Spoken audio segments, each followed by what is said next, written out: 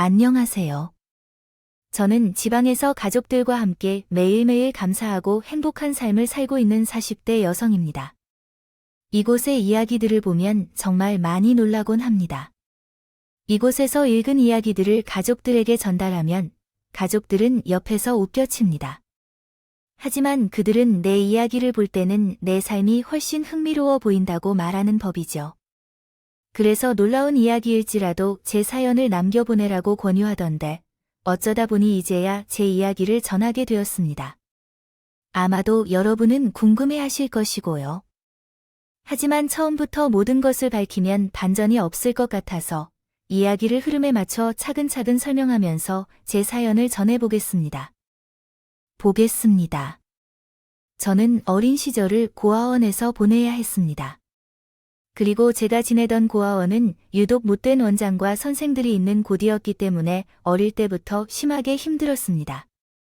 대외적으로는 선한 사람으로 알려진 고아원 원장은 고아원 아이들을 돈벌이 대상으로만 삼았고 그 아래 있는 선생들 역시 자신들을 더 소중히 여기며 아이들을 무시했습니다. 이들은 원장에게 아첨하고 고아원 조직에만 충성하는 사람들이었기 때문에 원생들은 지도교사들로부터 애정을 느끼지 못하고 괴롭힘과 무시를 당하는 일상을 겪었습니다. 특히 그 중에서도 제가 더 심하게 괴롭힘을 받았습니다. 괴롭히고 무시받았어요. 그 말은 원장과 선생들에게 한 것입니다. 다른 학생들보다 왜 더 심한 괴롭힘을 당해야 했냐면 친구들에게 종종 털어놓았던 이야기 때문이었어요. 어린 시절에 엄마에 대한 희미한 기억이 있었다는데 그 안개 속 같은 기억을 친구들에게 전했다가 그 이야기가 원장에게 전달되었을 때 원장실로 불러들여 크게 혼을 냈습니다. 너는 다른 친구들한테도 거짓말을 했다. 며 비난을 받았지만 그것은 거짓말이 아니에요. 머릿속에 정말 엄마 모습을 담은 기억이 있어서 그렇게 말했던 거예요. 야, 너는 어디서 엄마를 봤다고? 엄마의 기억이 남아있어? 너는 아기 때 고아원 정문에서 그게 몇 번이나 발각된 건가 하지만 엄마는 왜 계속해서 아이들에게 거짓말을 하면서 분위기를 망칠 거야 아니라면 넌 계속해서 거짓말을 한다면 고아원이 아니라 정신병원에 보내줄까 너 없이 남는 기억만을 드러내고 그걸 진짜인 것처럼 주장하며 다니면 나도 할 수 없어 여기는 미친 사람들이 모인 곳이 아니야. 그러니까 너처럼 정신이 나간 사람은 정신병원으로 보내줘야지. 정신병원에 가기 꺼려진다면 앞으로 거짓말은 입에서도 하지 마 알겠지? 그럼 이제 총알이 날아왔어. 전에 내가 말했지 거짓말하면 그때는 2배로 받아야 한다고. 이번에는 40대야 다음에는 80대고 원장은 제 머릿속에 있는 기억이 허황된 거야. 바람과 상상력으로 얽혀진 거짓 기억이 있다며 매번 혼을 내며 아직 학교에도 들어가기 전이었던 나에게 정신병에 걸렸다는 말까지 서슴없이 했습니다. 그때부터 원장과 선생들에게 제대로 찍히게 되었고 해야 할 일들이 늘어났어요. 아직 돌봄이 필요한 나이였던 나는 원장과 선생들의 지시대로 다른 원생들을 돌봐야 했고 보육원 내 잡일도 맡아서 했습니다. 그러다 보니 언제부터인가 나는 보육원에서 가장 일찍 일어나고 가장 늦게 잠이 들게 되었죠.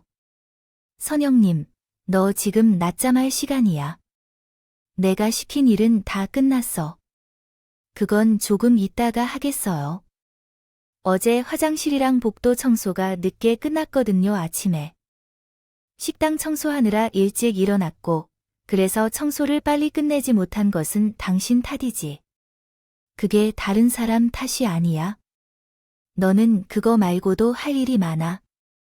그러니까 낮잠을 자는 대신에 얼른 내가 시킨 일을 먼저 끝내야 해. 너야말로 선생님이 보시면 타이인 거야. 원장 선생님께서 보셨으면 또 원장실로 끌려갈 수도 있으니까 거기서 끝나야 해. 깜깜한 징벌실에 들어가서 몇 시간 동안 있어야 할 텐데. 그건 싫겠지. 싫으면 어서 내가 시킨 일을 먼저 해야 해. 끝나면 생활관 뒤에서 할 일이 있으니까 바로 선생님한테 오고야 해. 보육원에 자비를 하는 분들이 있긴 했지만 그분들보다는 나가 더 많은 일을 해야 했어요. 물론 어린아이에게 할 수 있는 일을 맡겨줘야겠지만 하지만 일을 모두 마무리하기 위해 하루 종일 바쁘게 움직여야 했습니다. 그러나 자비를 하는 데는 요령이 필요했고 원장과 선생들의 괴롭힘에서 벗어날 수 있어서 꽤 좋았습니다. 정말 최악이었던 것은 자신이 갖지 않은 책임을 맡아야 했고 그에 대해 처벌을 받아야 했던 일이었습니다. 원장은 고아원 내 아이들을 이용하여 돈을 벌었는데 아이들의 수에 맞지 않는 지원금이 부족하다며 원생들에게 일반 시민들 앞에서 불쌍한 척을 하도록 하여 후원금을 받기도 했습니다. 또한 그렇게 벌어들인 돈뿐만 아니라 다른 곳에서도 우리를 이용했던 것이 문제였습니다. 부업을 하는 일은 많았지만 그것은 큰 문제가 되지 않았습니다. 원장께서는 애들을 보내 앵벌이를 시키겠다고 하셨어요. 혹시 앵벌이에 대해 아시나요? 요즘에는 그런 아이들을 잘 못 봤는데 80년대에는 어른들을 따라다니며 돈을 구걸하는 어린 아이들이 있었어요. 그런 아이들의 행동을 앵벌이라고 했어요. 원장님은 고아원에서 잘 눈치가 빠른 아이들을 고르시고 앵벌이를 시켰어요. 그리고 나가는 아이들을 관리하는 책임자 역할을 저에게 맡기셨어요. 원장이나 선생님은 앵벌이를 하는 아이들을 감시할 여력이 없었고 제가 눈치가 빠르다고 해서 그런 역할을 맡게 된 거죠. 이 책임자라는 말을 들으면 얼핏 좋아 보이겠지만 저도 다른 아이들과 같이 앵벌이를 해야 했습니다. 오히려 책임자라는 이유만으로 원장에게 혼을 내야 했어요. 원장은 앵벌이로 원하는 만큼의 돈이 들어오지 않을 경우에는 저에게 그 책임을 물었어요. 너희들에게 일을 시키고 있는데 내가 노는 것을 보니 아이들도 놀고 있는 거예요. 아니에요. 저도 그렇고 아이들도 정말 열심히 했어요. 그런데 경찰들도 많고 앵벌이와는 다른 사람들도 있어요. 그렇게 많은 변명이 있으면 이 세상에서는 그런 변명들을 다 따지기만 하면 얼마나 많은 일들이 할 수 있을지 생각해 봐야 해요.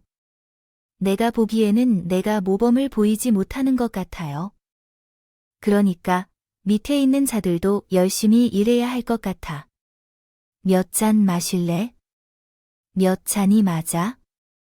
정신 차리고 열심히 해야 해. 앵벌이를 하는 거야.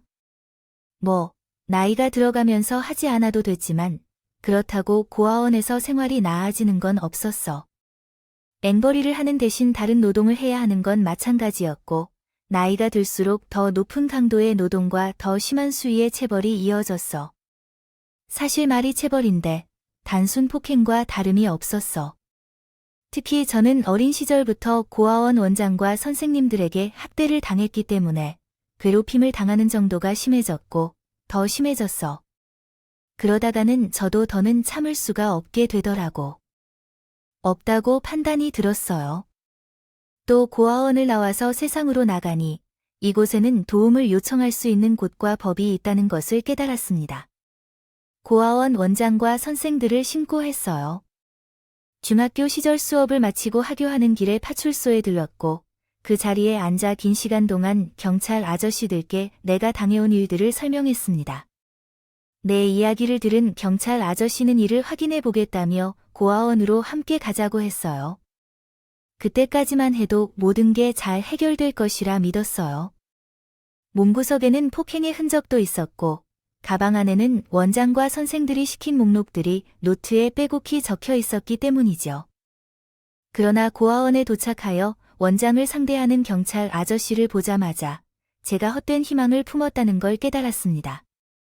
어머, 경찰 선생님들께서 우리 원생들과 어떻게 이렇게 오신 걸까요? 혹시 우리 선영이에게 무슨 문제가 있는 건가요? 별일 아닙니다. 다른 학생이 원장 선생님을 신고했다고 경찰서에 찾아왔는데 얘기를 들어보니 좀 허무맹랑하더라고요. 제가 이해하는 척이라도 안 하면 파출소에 나가서 가출이라도 할 것 같아서요. 그래서 여기까지 데리고 왔습니다. 아유, 감사합니다.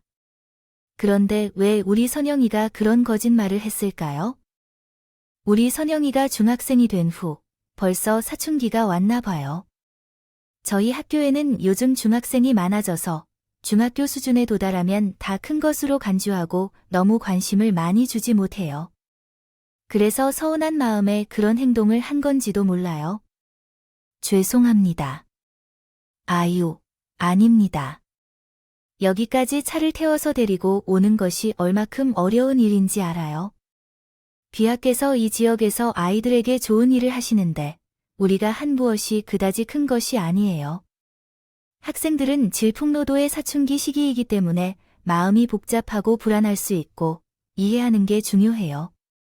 원장님께서 아이들을 위해 희생하시는 모습은 대단한 일이지만 그것을 부정적으로 표현하는 게 적절하지 않다고 생각해요. 이런 식으로 표현하는 건 적절하지 않아요. 앞으로는 그러지 않도록 하겠습니다. 아저씨가 아니라요. 전 여기서 멍청한 짓을 한 거라고요. 양쪽 다 멍든 자국이 있네요. 다리도 그렇고 제가 아까 한 말도 전부 사실이에요. 선영아, 너 그만해. 요즘 학교에서 질 안 좋은 애들이랑 어울려도 내가 널 믿고 모른 척 해주고 있었는데 이렇게까지 해? 그리고 누가 몸을 함부로 해도 된다고 했어? 너 다치면 선생님 마음에 피멍 든다고 했지. 그리고 너 정말 아이고 뭐 이러려고 말한 건 아닌데. 죄송합니다. 원장 선생님. 이제부턴 저희가 끼어들 일이 아닌 것 같으니 그만 돌아가 보겠습니다. 네, 감사합니다. 아이 때문에 멀리 못 나가니 이해해 주세요. 그럼 조심히 돌아가세요. 아저씨, 경찰 아저씨, 그냥 가시면 안 돼요.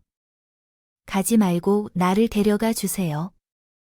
너의 상황을 파악할 수 없어. 넌 열심히 찾는 경찰 아저씨들이 떠났어. 나갔다고 했어. 그리고 너, 방금 무슨 일이 있었는지 직접 보고 도와달라는 말을 해. 내가 이제까지 나한테 당했던 일들을 말했을 때 경찰들이 내 이야기를 믿든 왜 안 믿을 것 같지? 왜 경찰들이 널 내 앞으로 데리고 왔을까? 모르겠어. 내가 알려줄까? 이 세상에는 너와 같은 아이들이 엄마를 믿을 수 있는 사람이 없어. 왜냐하면 세상 사람들은 인형 같은 고아들 여기 고아원에 있는 아이들에게 심각한 문제가 있다고 생각하거든. 만약 누군가 나를 나쁜 사람으로 비난한다면 내게 그런 말을 믿겠니? 사랑으로 고아 아이들을 안아주는 나를 나쁜 여자로 생각할 것 같아. 내가 무슨 말을 하든 어떤 행동을 하든 사람들은 내 이야기를 믿지 않을 거야. 비록 내 이야기를 믿는다고 하더라도 만약 내가 너를 문제 삼는다면 내 말에 힘을 잃을 거야. 그때부턴 내가 무슨 이야기를 해도 사람들은 내 이야기를 들어주지 않을 거야. 그리고 나는 너 같은 문제라도 사랑을 담아 키우려고 노력하는 희생적인 고아원 원장 선생님이 되겠어. 그러니까 다시 말하지만 이런 혼란에 빠지지 마세요. 알았어. 내가 원하는 만큼 가져가세요. 그리고 이제 잘못한 일에 대한 혼이 나겠지. 옷주머니나 옷 안에 단만큼의 물건이 있다면 오늘 체벌이 매우 엄하게 이루어질 것이니까. 경찰이 돌아간 후에는 당연하게 원장의 폭행이 체벌이라는 명목 하에 시작되었습니다. 그날 나는 원장에게 몇 시간 동안 몸에 드러나지 않는 부위들을 가차없이 맞아야 했고 폭행이 끝난 후에는 협소한 징벌실에 가둬져 있었습니다. 또한 일주일 내내 폭행을 당하는 시간 이외에도 그 징벌실에 갇혀 있어야 했습니다. 학교에도 갈 수 없었어요. 원장이 학교에 전화해 내가 몸이 아파 몇 일 동안 결석할 것이라고 말했어요. 말했다면 식사는 하루에 한 번만 합니다. 우리는 원생들이 먹고 남은 음식을 꿀꿀이죽처럼 한 곳에 섞어서 주었습니다. 일일이가 고문과 같았던 그 시간은 정말 고통스러웠지만 그것보다 더 힘들었던 것은 세상에서 나를 도와줄 사람이 없고 도움을 요청할 수도 없다는 절망감이었습니다. 그때부터 모든 것을 포기하게 되었어요. 원장과 선생들이 괴롭히면 한 번도 저항하지 않고 괴롭힘을 당했고 지시하는 일이 있으면 다른 생각을 하지 않고 그대로 행동했어요. 고아원에 있던 기간 동안 나는 존재하지 않는 것처럼 살았어요. 그런 지옥과도 같은 생활을 하며 딱 한 가지 희망을 품었습니다. 성인이 되어 고아원을 떠나는 날이었습니다. 매일매일 지나간 나를 달력에서 지우고 고아원을 떠날 때 남은 날을 세는 것이 저에게 그 유일한 낙이었고 희망이 되었습니다. 하지만 시간은 너무나 느리게 흘렀습니다. 학교를 다니는 동안에는 시간이 좀 빠르게 흘렀지만 방학이 되면 하루가 1년 같았고 일주일이 10년 같았습니다. 게다가 방학 때는 새벽부터 밤까지 쉬지 않고 고아원에서의 업무를 수행해야 했습니다. 학교에 가지 않아도 되는 다음 날도 더 늦은 시간까지 고아원 원장과 선생님들이 지시한 일을 수행해야 했습니다. 그 충격적인 진실을 깨닫게 되었을 때도요. 딱 그랬어요. 방학이라는 이유로 늦은 시간까지 원장과 선생님들이 지시한 일을 모두 끝낸 후 방으로 돌아가던 중이었죠. 그때 고아원에 있는 사람들 모두가 이미 잠들어 비상구등만 밝혀져 있어야 하는데 식당에서 불빛이 새어나오고 있었습니다. 고아원의 모든 전등의 관리 역시 제 책임이었기 때문에 제가 발소리를 내지 않고 그 빛나는 식당으로 가야 했습니다. 만약 원장이나 선생님들 중에 식당 불이 켜져 있는 걸 보게 된다면 내가 다음날 욕을 먹을 수 있었습니다. 또한 요란한 발걸음으로 소음을 내지 않도록 주의해야 했고 고아원 내에서 자고 있는 선생님의 단잠을 깨우면 난리가 날지도 모르니까요. 발소리를 내지 않으며 최대한 빨리 식당을 부르러 가야 했어요. 그렇게 조심하면서 걸음을 재촉했는데 도착한 식당 안에서 말소리가 들려왔어요.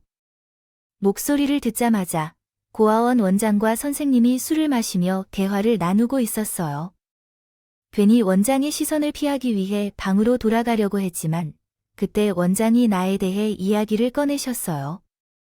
그 말에 귀를 기울이게 되고 그리고 충격적인 진실을 알게 되었어요. 힘든 것도 없고 일도 어려운 것도 없지요? 네, 원장 선생님께서 너무 잘 배려해 주셔서 잘 적응하고 있습니다. 우리 둘이만 있을 때 편하게 이야기하라고 말했잖아요. 죄송해요, 이모님. 다른 선생님들 앞에서 실수를 안 하려고 하다 보니까 실수도 좀 해도 돼요. 어차피 다른 선생님들도 내가 내 조카라는 걸 알고 있어요. 나 죽으면 내가 여기 물려받을 거도 알아요. 남편이 숨겨둔 자식이 있는 상황에 조카 인디가 온다면 다들 그 정도 눈치는 채겠지요. 그러니까 티도 좀 내도 돼요. 그래도 아직은 열심히 하는 모습을 보여야죠. 근데 이모, 뭐 하나 물어봐도 돼요? 뭐든지요. 왜 궁금한 거예요? 별건 아니에요. 방금 전까지 보고 계셨던 사진이요. 그거 뭐예요? 아까 슬쩍 보니까 그 여자랑 아기 사진요. 비슷하게 생겼네요. 이모씨, 무슨 사진을 말씀하시는 건가요? 제가 숨겨둔 자식이 있는 거랑 착각하시는 건가요? 얘는 정말 이모를 몰라. 이런 사진을 봐봐. 여기 사진 속 여자가 제가 아닌가, 그런데 왜 오랫동안 쳐다보셨나요? 또 뭔가 사정이 있는 듯한 눈빛이었는데 어떤 사정이죠? 제 아끼는 사진이라서 제 눈빛이 그런 듯할 수도 있겠네요. 이 사진 너무 사랑스러우시죠? 이건 제 돈이고 제 소중한 것이라고요. 정확히 말하면 비상용 돈 주머니라고 할까요? 비상용 돈 주머니죠. 이게 무슨 뜻인가요? 당신은 우리 고아원의 김선영이세요? 이 사진은 그 여자와 그 여자의 엄마 사진이에요. 선영이의 엄마인데 선영이에게 엄마가 있다고 해요.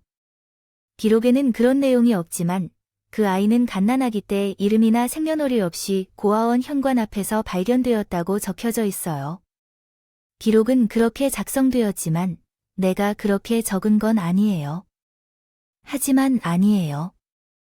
그 아이의 엄마는 살아있고 선영이가 3살 또는 2살 때 고아원에 왔다고 해요. 그러면 자기 애를 비밀로 하며 친엄마가 고아원에 그 아이를 보낸 거라고 해요. 그러니 엄마도 이곳에 지혜가 있다는 걸 모를 거예요. 사망했다고 생각했을 텐데 선영이를 여기로 데리고 온 건 선영이 큰 누나 때문이었어요. 친할머니였거든. 이왕의 대화가 나온 김에 어떻게 된 일인지 우리 조카에게 말해줄게. 장차 고아원의 후계자가 될 사람인데 중요한 내부 사정을 알아야 하는 거야. 그니까 벌써 10년이 지난 일인데 그날 내가 서류 정리하는 도중 잠이 들어서 새벽에 퇴근했어. 그런데 고아원 청문 앞에 누군가 애를 버리고 있는 거야. 그래서 나는 몇 마디 하긴 했지. 추운 새벽에 사람 없는데 애를 버리면 어떡하냐고 파서 망정이야. 잘못하다가 우리 고아원 앞에서 애가 동사하고 발견될 뻔했잖아. 그럼 욕을 먹어도 아무 관계없는 우리가 욕을 먹는데 누구 밥줄 끊으려고 한 적 있냐고 막 뭐라고 했지. 경찰도 부르겠다고 했고, 그랬더니 그 할머니가 안절부절 못하는 거야. 그때 딱함이 오더라고. 이거 잘하면 애 하나 받고 돈을 더 받겠구나 싶었지. 그 애 할머니 옷차림이 꽤 괜찮았거든. 그럼 돈은 좀 있다는 소린데 애를 몰래 버린다, 또 경찰에 신고한다고 하니까 싹싹 빌 준비를 한다. 이건 몰래 애를 버리는 사연이 있을 거라고 감을 잡았거든. 그래서 그때부터 내가 살살 탈래도 보고 화도 내면서 얘기를 끄집어냈어. 그랬더니 이 할머니 정신을 잃은 거야. 할머니였던 일이 있었어요. 지네 집안과 제 아들 때문에 며느리가 몰래 손녀를 버리려고 했대요. 그래서 어떻게 된 거냐면 타톤 때문이래요. 그 며느리는 다른 지역에서 잘 나가는 집안의 외동딸이었다고 하더군요. 그 집 아빠는 어릴 적에 의원직도 했다고 했어요. 그리고 그 여자가 돈 한 푼 없는 남자 집안에 며느리로 들어간 거라고 했어요. 사랑에 눈이 멀어서 그랬답니다. 하지만 집안에 문제가 생기니까 남편이 다른 여자를 만나서 문제를 일으켜서 다니더라고요. 그러니 어떻게 될 수 있을까요? 어떤 여자든 열받지 않을 수 없겠죠. 그러나 그 집의 며느리는 친정이 꽤 온다는 점 때문에 남편과 이혼해도 문제가 없을 거야. 그래서 이혼을 하려고 했지만 할머니가 눈치챈 모양이었어. 할머니는 이를 막으려고 애를 썼는데 여자가 강인한 성격인가 봐. 시엄마에게 부탁해도 꿇지 않고 자신이 이혼하고 딸을 데려갈 것이라고 말했대. 그래서 할머니가 계획을 세웠어. 며느리를 집안에 가두어 놓을 계획을 세웠는데 자신들이 없을 때 며느리가 손녀를 잃어버리면 누구의 책임일지 생각해보니 며느리를 탓할 것 같아. 그래서 그를 꿰뚫고 흔들어서 며느리를 통제할 수 있게 하려는 거야. 박수. 그래서 며느리에게는 아들이 정신 차리게 하겠다고 아들 몸에 붙은 귀신을 때려 간다고 하면서 원졸처럼 무당집에 가는 척한 거야. 그러다가 며느리가 잠시 자리를 비운 사이에 지네의 집에 불을 놓고 손녀를 데리고 나와서 납치했지. 그리고 처음에는 고아원에 몰래 버리려고 했던 거야. 아니, 근데 왜 고아원에 맡기는 거예요? 그냥 버려도 되는데요. 그냥 버리면 발견한 사람이 아이를 찾아주려 할 수도 있잖아요. 그런데 고아원에 맡기면 적어도 학교에 들어가기 전까지는 안전하니까 설령 엄마가 제 자식이 죽은 걸 인정한다 해도 같은 뜻이 아니어요.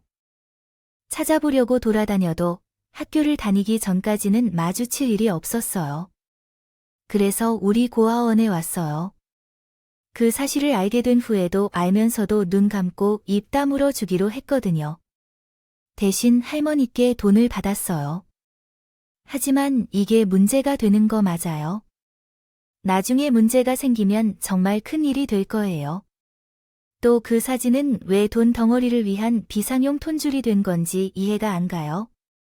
문제가 없었으니까 문제 없는 것 같지만 선영이나 천년이가 사실을 알게 되거나 엄마를 만나게 될 때 문제가 생길 수도 있어요. 우리가요. 몰랐다고 해도 되니까. 기록부에 적혀 있는 내용이야. 다른 아이랑 착각했다고 해도 되고 그냥 할머니가 하는 말인 줄 모른다고 해도 돼. 꼬리 자르기 하는 것처럼 그 할머니와 우리의 관계를 끊어버리면 된다고. 증거가 없는데 지네가 어쩔 거야? 그리고 이 사진이 내 돈줄인 것처럼 이걸로 선영이 전혀 할머니에게 협박할 수 있거든. 내가 이 사진을 가지고 제 엄마한테 찾아간다고 말하면 그 할머니가 어떻게 반응할까? 당연히 내가 무슨 요구를 하든 해주려고 하겠지. 내가 사실대로 다 말하면 그 할머니 무슨 일을 당할지 모르는데 그래서 나중에 돈이 필요해질 때 이걸. 엄청난 사실을 우연히 듣게 된 적이 있었습니다. 그때 저는 너무 놀라서 굳은 채로 한참 동안 복도에 서 있었어요. 얼마나 놀랐는지 숨을 쉬는 것조차 잊어버릴 정도였죠. 한 번에 숨이 터져 나오려다가 원장과 선생에게 들킬 뻔했지만 겨우 입을 틀어막아 다행히 끔찍한 불상사는 발생하지 않았습니다. 그곳에 더 머물러 두 사람에게 들킬까봐 걱정되어서 방으로 돌아가기로 결심했어요. 식당에 왔을 때처럼 두 발로 빠르게 방까지 돌아가고 싶었지만 그렇게 할 수가 없었습니다. 너무 놀라서 다리에 힘이 들어가지 않았거든요. 그래서 식당에서 방까지 엉금엉금 기어갔어요. 그렇게 복도를 기어 겨우 방 안에 들어와야 했어요.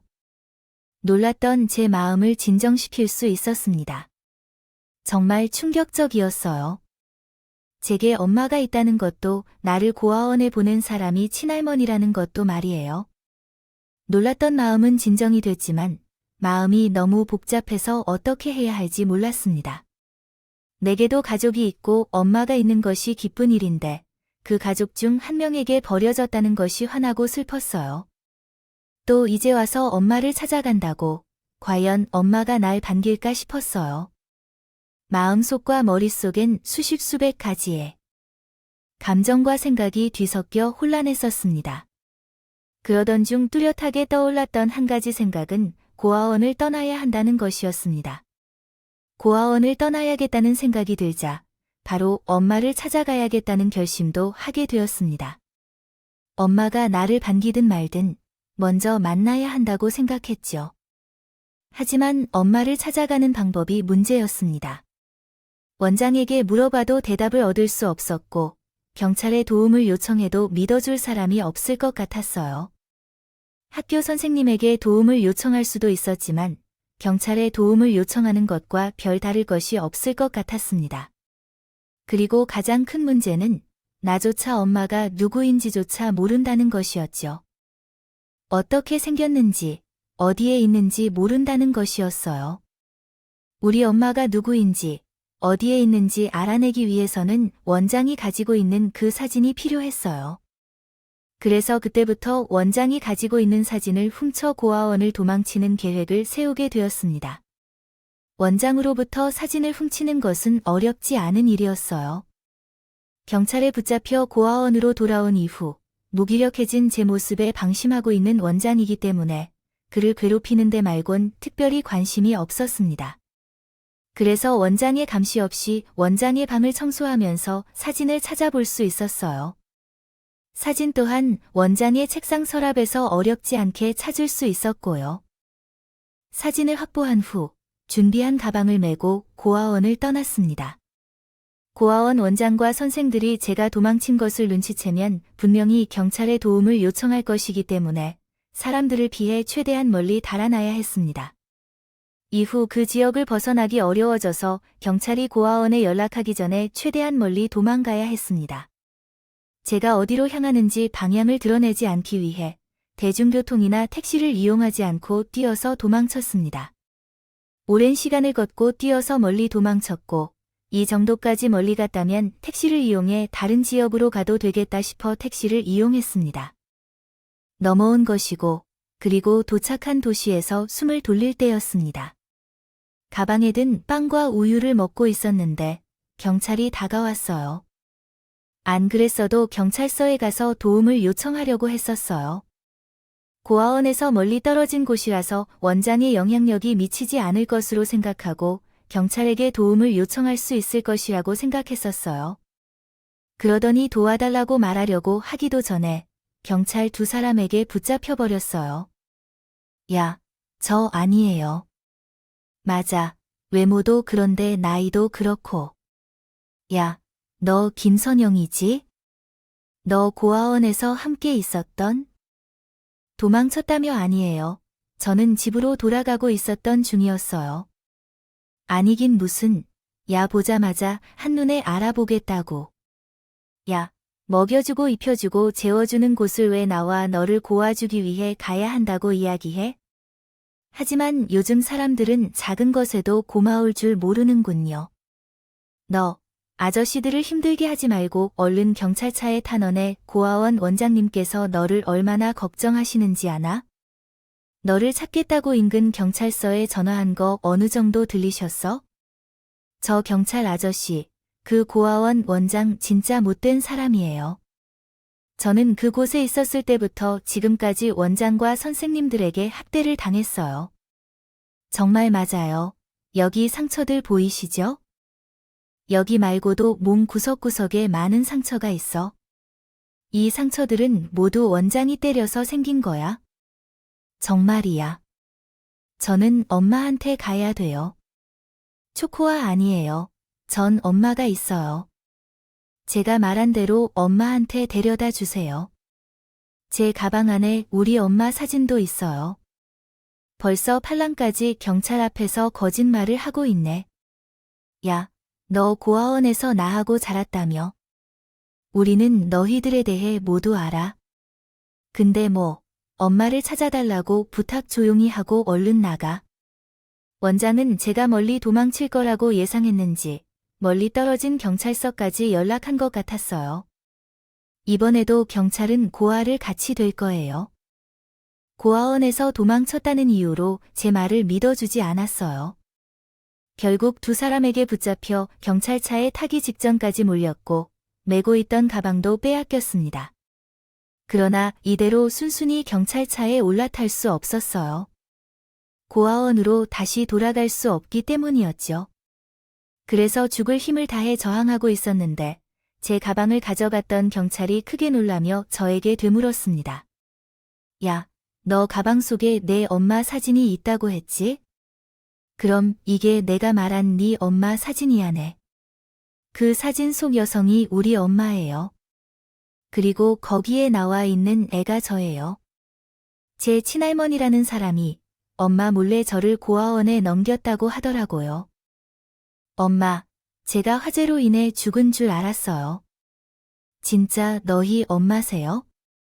왜 그렇게 놀라세요? 김 의원님의 따님이 아니에요. 그럼 이게 왜 만약 사실이면 경찰관님 어떻게 하죠? 너, 보육원에서 도망쳐난 애 믿어? 어디서 주웠을까요?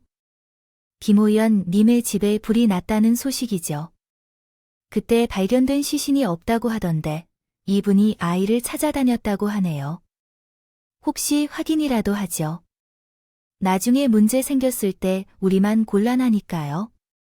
엄마 사진을 보며 수상한 경찰들 중 한 명이 급히 공중전화 부근으로 당시 휴대폰으로 전화를 걸어서 한참 동안 통화를 나눈 뒤 다시 돌아와 초조한 모습으로 제 곁에 있었어요. 그때 나는 경찰이 전화를 걸었던 곳이 엄마와 관련된 곳인지 아니면 고아원 원장 쪽인지 모르기 때문에 경찰 두 사람의 행동만 주시하고 있었어요. 경찰은 내 눈빛과 질문을 피하며 얼굴을 피해서 다른 곳을 바라보고 있었고 그러던 중 약 30에서 40분 정도 지나면 차 한 대가 내 위치로 다가오는 것을 봤고 차 안에서 내린 사람이 내게로 뛰어오고 있었어요. 내 방향으로 울면서 다가온 여자는 내게 다가오자마자 내 얼굴과 몸 전체를 주의 깊게 살펴보고 확인했어요. 그 순간 나도 눈앞에 있는 여성이 누구인지 깨달았어요. 그날 원장에게 훔친 사진 속에서 처음으로 보게 된 건 엄마였어요. 나이가 든 그 모습이지만 엄마의 사진 속 모습과 똑같았죠.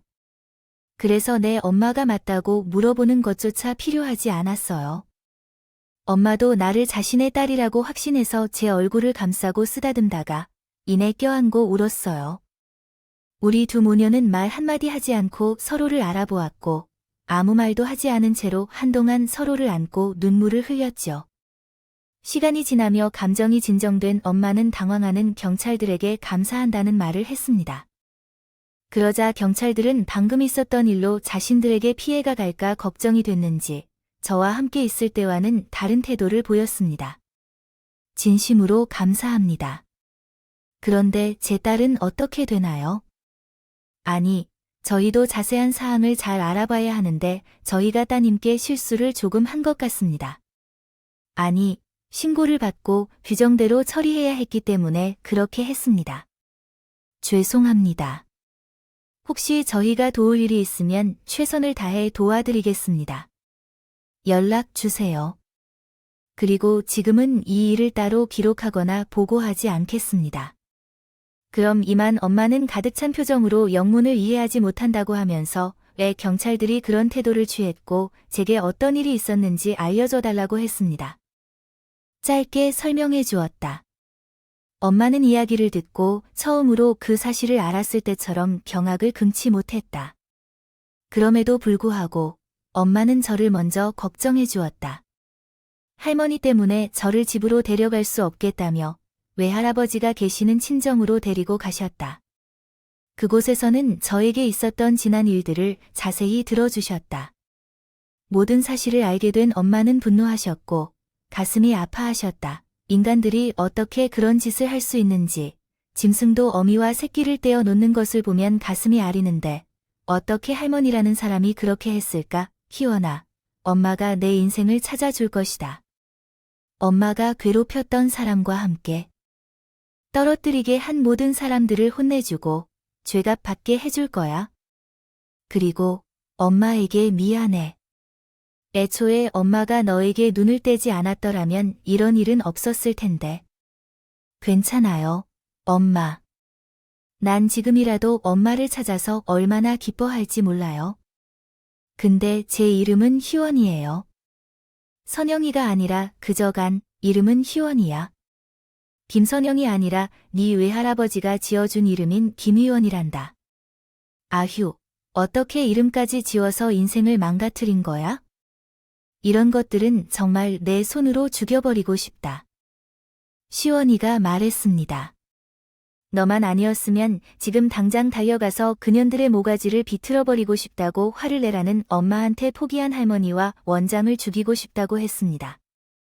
당장 두 사람을 찾아가 목을 조르고 싶다고 했지만 그렇게 하면 그들이 저질러온 죄를 고발할 수 없다며 몸을 떨며 분노했죠. 엄마는 고민을 했어요. 할머니와 원장이 저지른 잘못에 대해 어떻게 하면 처벌을 받을 수 있는지에 대해 말이죠. 그런데 원장이 한 말처럼 두 사람이 과거의 일에 대해 모르쇠로 발뺌한다면 이를 증명할 방법이 없다고 하셨습니다. 두 사람이 저지른 일에 대한 증거가 없다면? 없었으니까요. 제가 원장에게 듣게 된 이야기는 다른 사람들이 느끼기에 일방적인 주장일 뿐이었습니다. 그래서 엄마와 두 사람이 한 일에 대해 증명할 방법을 찾아내려고 생각하고 있었죠. 그러다 엄마는 긴 고민 끝에 할머니와 고아원 원장이 저지른 행동을 증명할 방법이 생각났다고 했습니다. 하지만 엄마는 그 방법을 쉽사리 밖으로 꺼내진 못했어요. 그 방법을 하려면 제가 다시 고아원으로 들어가 원장을 마주해야 했거든요. 하지만 저는 마음의 준비가 돼 있었습니다. 엄마를 위해서 또는 나 자신을 위해서라도 두 사람을 처벌해야 했기 때문이죠. 그래서 제가 괜찮다면 마음의 준비가 됐다며 엄마를 설득했어요. 엄마도 그 방법밖에 없다고 생각하셨는지 어쩔 수 없이 그 계획에 대해 설명을 해주셨어요.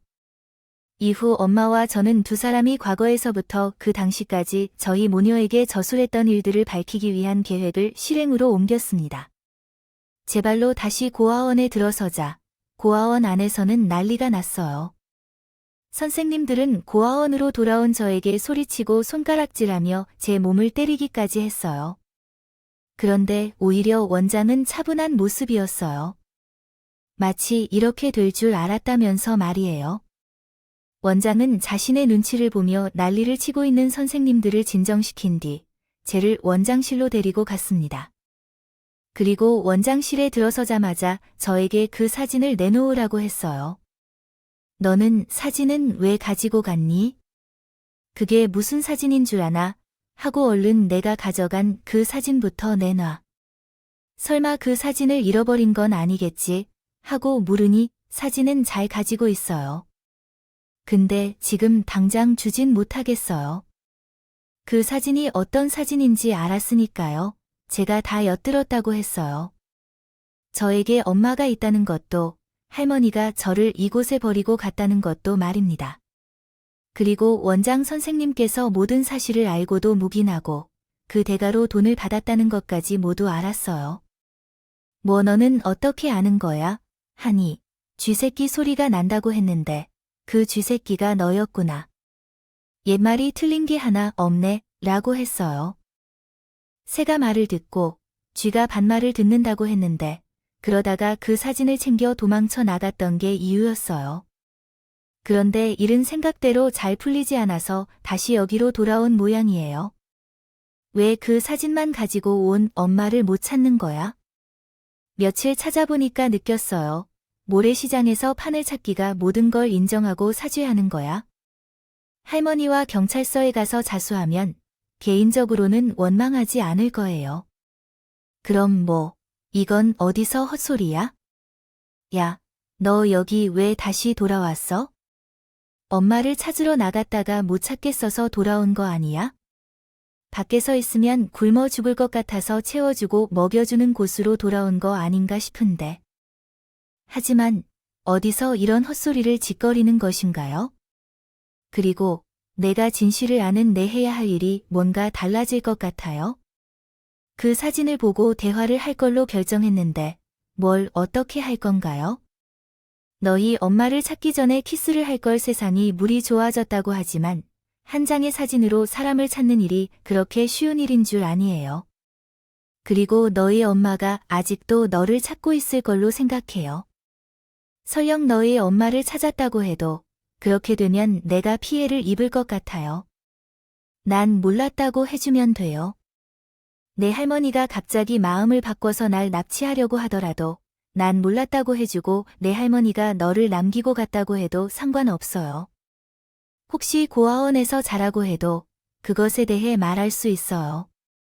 내가 널 훔쳐온 것도 아닌데 사실대로 밝혀진다고 나에게 어떤 피해가 있을 것 같냐? 그러니까 사죄해.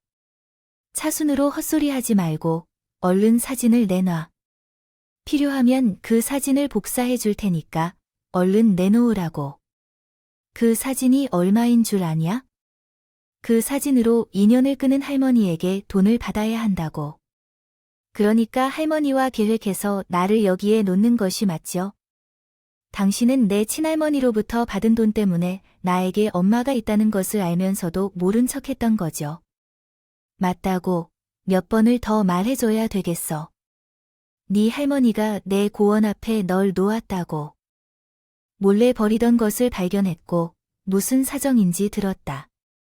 들어보니까 내가 널 여기 두면 돈을 조금 만질 것 같아서 그 일을 도와주기로 했고 그래서 내게 알려주지 않고 엄마가 있는 걸 알면서도 모른 척했다. 그러니 어떻게 할 거니? 그럼 이제까지 널 폭행하고 학대한 건 내가 어릴 때 기억하고 있다고 생각했기 때문이에요. 내 기억을 다른 사람들에게 말하지 못하도록 하려고 그랬던 거예요. 잘하니? 그런데 뭘 또 물어? 내가 사람들을 불안하게 만들어서 너 입 다물게 하려고 괴로웠던 거야? 이제 다 알았으면 그만 좀 하자. 얼른 사진을 내놓으라고. 이제 그 사진 나한테 더 필요 없으니까 원하는 대로 하세요. 내가 필요한 것은 이미 모두 갖췄으니 뭐 인연이 무엇인지 말하는 거니? 도대체 뭐라고 하는 거야 너는? 그만하고 이제 누워 쉬어. 곧 도망친 잘못에 대한 벌을 받아야지. 그 전에 전화 한 통만 빌려줄게요. 제 연락을 기다리고 있는 분이 있어서 저는 엄마에게 전화를 걸어 확인만 하고 전화기를 끊었습니다. 다른 대화는 하지 않았어요. 엄마에게 전화를 걸었다는 것만으로도 일종의 계획대로 잘 된 일종의 신호였거든요. 이후에는 원장이 원하는 대로 상대해 주었어요. 이전과는 다르게 자신에게 겁을 주지 않는 제 태도에 화가 난 원장은 손과 발을 써서 저를 폭행했어요. 그러다가 원장실이 노크도 없이 활짝 열렸어요. 고아원 사람들 중에서는 아무도 없었습니다. 원장실 문을 노크 없이 밀고 들어온 사람이 없었어요. 그래서 원정이 화가 나서 원장실로 밀려오는 사람들을 보며 얼굴이 굳어졌습니다. 원장실로 밀려 들어온 사람들은 경찰이었고 그 중에는 우리 엄마도 있었습니다. 당신들, 남의 고아원에 왜 함부로 들어오는 거예요? 내가 누군지 알아요. 소용없어요. 여기 오신 경찰분들은 원장이 누구든 상관하지 않는 분들이에요. 이들은 전에 저를 고아원에 데리러 온 경찰들과 다릅니다. 또한 이들은 신고를 받고 나온 분들이기도 합니다. 뭐, 너는? 그러면 아까 전화한 게 경찰에 신고라고요. 안전하다고. 아니요, 엄마에게 전화했어요. 말씀드렸죠. 필요한 거 다 얻었다고. 그 사진 덕분에 엄마 찾았어요. 그리고 선생님이 무슨 짓을 했는지에 대한 자백도 여기 다 녹음됐고요. 여기 녹음기에 뭐 녹음을 해요. 엄마와 제 계획은 원장이 저질렀던 일들을 자백하게 만드는 거였어요. 그래서 제가 고아원으로 다시 돌아가야 했죠. 하지만 원장이 순순히 자백할 거라는 확신을 할 수 없었습니다.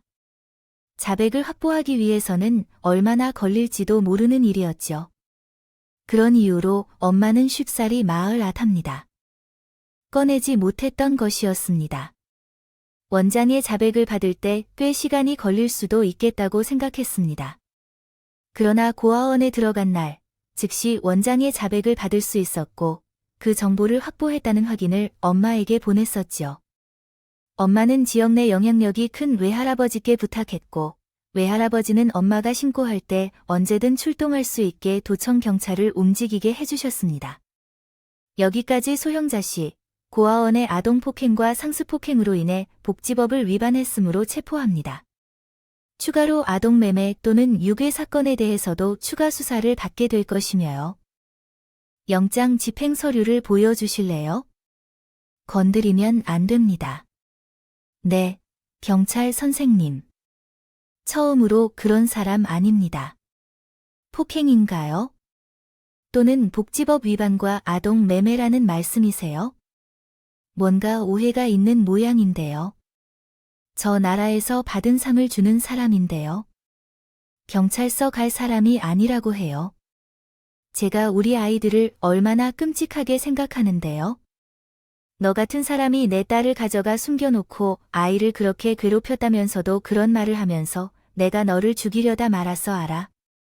너 같은 여자는 다시는 어린 아이들 곁에 있게 못하게 하려고, 고아원 운영을 못하게 하려고 참았다고 하네요. 법정 심판을 받고 민현이라는 인물에 대해 사람들에게 알리려고 하다가 겨우 참았어요. 더구나 자백했고 그에 대한 증거도 나와 있는데 이런 헛소리를 하는 건 어떤 책임을 지을지 귀국하는 우리 모녀의 세월을 어떻게 책임질지에 대해 물었잖아요. 그러나 원장이 경찰에게 잡히자 엄마는 화가 나서 참고 있었던 감정을 모두 터뜨렸어요. 원장의 머리카락과 옷을 잡고 사정없이 찢었지요. 경찰은 엄마를 진정시키기 위해 대부분의 힘을 쏟아야 했습니다. 마침내 엄마를 진정시키게 되자 원장은 이미 망가진 상태였습니다. 그 후 저희가 괴로움을 겪었던 고아원 선생들이 역시 엄마의 손에 원장과 같은 체호를 맞았어요. 이 모든 일을 계획했던 할머니도 마찬가지였죠. 아니, 제가 어떻게 여기에 있냐 너 설마. 왜요? 고아원에 꼭꼭 숨겨져 있어야 하는 손녀가 눈앞에 찾아오니까. 귀신 같으세요, 어머님. 죽을 때까지 희원이 관련된 일은 비밀인 채로 숨기려고 하셨나 보죠? 어머님이 그러고도 인간이세요. 어떻게 자기 손녀를 고아원에 버리고 오세요? 어머님도 자식 둔 부모면서 아범 때문에 이렇게 하셨다면서요. 전 형편없는 인간 곁을 제가 떠난다니까 그 발걸음 막으려고 집까지 불태웠고 손녀는 고아원에 보냈다고요. 어머님은 미쳤네요.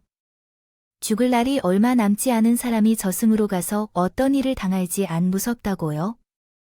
무슨 말을 하는 건가요? 당신이 무슨 말을 하는지 전혀 모르겠네요. 경찰에 잡혀왔는데도 오리발을 내밀이라고요. 그렇다면 살 날이 얼마 남지 않은 연인이 얼마나 교도소 생활이 무서울지 상상해 보세요. 그럼 제가 당신이 가장 무서워하는 것을 말해 드릴까요? 앞으로는 당신 아들의 삶이 어떻게 엉망이 될지 교도소에 가기 전에 말씀드릴게요. 아들을 완전히 망쳐버릴 테니 이혼은 당연하고 우리 집안의 힘을 빼앗는다든지 직접 행동으로 옮긴다든지 내 아들을 폐인으로 만들 거라고요. 우리 아버지도 없으면 우리도 폐인과 다를 바 없을 것이다. 우리 아버지는 내게 일생 동안 의지하며 살아오셨으니 어디부터 시작해야 할지 자 기회가 되었군. 그러면 먼저 우리 아버지가 마련한 손목시계부터 빼앗아야겠지. 다음으로는 당신 아들도 이번 일에 연루돼 손해배상을 청구해볼까 생각 중이야. 그 다음에 현정아, 내가 잘못했어. 내게와 시원이에게 정말 나쁜 짓을 했어. 내가 무릎을 꿇고 반성하며 내 잘못을 인정할 테니 우리 아들만 좀 부디 건드리지 말아줘. 아직 본격적인 일은 시작도 안 했는데 이미 이렇게 되다니 내 딸이 저곳에서 10년 넘게 어떻게 살아왔을까?